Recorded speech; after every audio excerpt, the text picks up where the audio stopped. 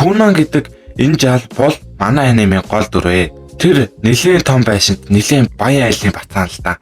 Гэхдээ тэр багаасаа ямар ч хараагүй төржээ. Харах гэж яг ямар байдаг юм бол гэж их боддог байсан. Аав нэг удаа тайлбарлаж өгөн л дөө. Харах гэдэг бол өнгө хэлбэр ялгаж харахыг хэлдэг. Бас Кунаны нүдэнд сонин тэмдэг байдаг. Тэрийг нь баатрын сарив гэдэг. Эртний нэг амар хүчтэй баатартай холбоотой гэж хэлв. Аав нь чи өмнөөс хийж хэрэггүй шүү. Харин бахархах ёстой гэж хэлдэг. Гэхдээ зарим үйлчлэгч нар араар нь хөөхөдөө гэд өрөвдөд ярьж байгааг Куна сонсчихдаг. Тэгээд дотроо яагаад намайг өрөвдөд байгаа юм бол гэж ойлгодоггүй байжээ.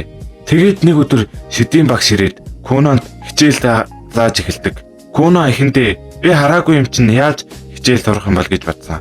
Гэтэл хүмүүс чи угаасаа ийм хүчтэй авьяастай гэд урам өгнөө. Хичээл эхлээд Куна анхны оролдлогоороо шууд жижиг усан бөмбөлөг хийж эхдэг. Өөрөө харж чадахгүй болохоор багш нь чи жижигхэн усан бөмбөлөг хийчихлээ гэж хэлж өгдөг. Тэгээд Куна гинт нэг бодолд орж эхэлдэг. Хэрвээ би супер сайн шид сурвал өөртөө нүд хийж чадах юм биш үү? Тэр мөчөөс хойш Куна жинхнээсээ шаргуу бэлтгэл хийж эхэлдэг. Нэг удаа бүр хоол идэж байхдаа би яг юу идэж байгаа юм гэж анх удаа сонирхож асуудаг. Өмнө нь ерөөсөө тоодоггүй байсан юм байна лээ. Дараа нь багш нь ном уншиж өгөхөд Куна эртний баатрын тухай сонсохыг хүсдэг. Гэхдээ өөрөө бол энэ домог надад хамаагүй л дээ. Би өөрийнхөө л амьдрна гэж боддог. Би ч бас сайжруулах хэрэгтэй гэж сэлэм хүртэл сурч эхэлдэг. Эхэндээ ганцхан усан бөмбөлөг хийдэг байсан бол дараа нь бүр 7 зэрэг хийждэг болчихсон. Тэгэд нэг өдөр Кунаны сүйт бүсгүй гүнж Мирака уулзахаар ирдэг. Үнэндээ тэр эрэхтэй нэг их дуртай биш байсан. Дуугүй хөндөө санагддаг байсан болохоор ийм хүнтэй гэрлэн гэж үгээд жаахан дургүй байсан. Гэхдээ харин уулзаад ирэхэд бүх юм зүгээр болчихсон байж Кунан өөр болчихсон. Илүү өөртөө итгэлтэй. Яриа нь хүртэл илүү амьтаа болчихсон. Тэгээд бүр усан шидийн өдөлтөл Миракад нэлээд гой санагдлаа. Тэр хоёр өдөржингөө хамт байхад үнэхээр гой цагийг өнгөрөөдөг.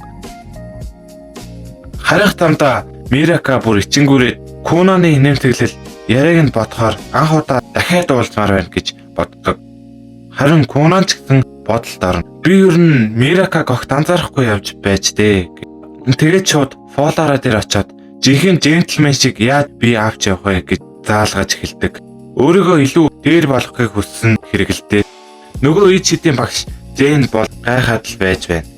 Куна шууд 7 усан бөмбөлөг зэрэг гаргачихсан нь бүр хэтэрхий их чадвар. Багш нь хүртэл тэгж чаддаггүй. Тэгээд арга барилаа өөрчлөн. Зүгээр ус гарах биш, усаа яаж удирдах вэ гэдэг чухал гэд дааж эхэлдэг. Жишээ халуун ус, хөөтөн ус гэд өөрөө болгож үзүүлнэ. Куна шууд турчиж үзнэ. Нэг аяг ус хийж Икод өгнө. Амсаад үзэхэд Ико уугаад яагаад ийм алимшиг амттай байна гэд Жэн дотроо яаж ийм хурдан сурчих вэ гэд уур нь бүр хурж байгаач гаднаа тавин байв. Тэр орой Кунан бүр унталгүй шүнжэнгөө бэлтгэл хийдэг. Алимыг төсөөлөд хэлбэр үнэр гэд бүгднийг бодож чадна. Харин өнгийг л төсөөлж чадахгүй. Энэ бол том асуудал байлаа. Гэхдээ тэр бууж гисэнгүй. Маргааш өглөө нь дахин оролдоно. Усан бөмбөлөг гаргаад ширээн дээрх алим руу ойртолтол гинэт Кунан би өнгө харж байна гэж хэлчихдэг. Эхэндээ Ико итгэхгүй. Гэтэл Кунан 2 ногоон 3 улаан алим байна гэд яг зөв хэлчихнэ.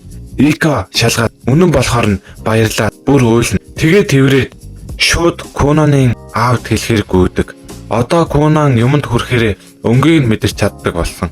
Бүр номны өсгүүдийг хүртэл хурч байгаад өнгөөр нь ялгаж унших боломжтой болж байгаа. Аав нь маш их баярлана. Миний хүү үнэхээр уншиж байна гэд бахархна.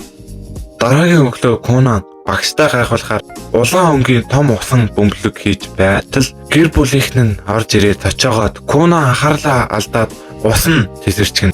Тэгэд өөрөө Ика хоёр бүх биеэрээ улаан усаар нь орчихно. Харахад яг цус шиг харагдаад ээж нь аяагаад ухаан алднаа. Кунан юу болсныг ойлгохгүй зогсож байхад Ика тайлбарлаж өгнө. Цус улаан өнгөтэй байдаг болохоор ээж чинь айгаад онцглаа даа гэж жаахан хөөрхөн байдлаар дууснаа.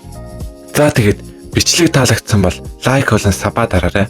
Тэгэд лайк болон сабаа дараад байвал парт 2-ыг илүү хурдан оруулна. Дараагийн парт оруулъя.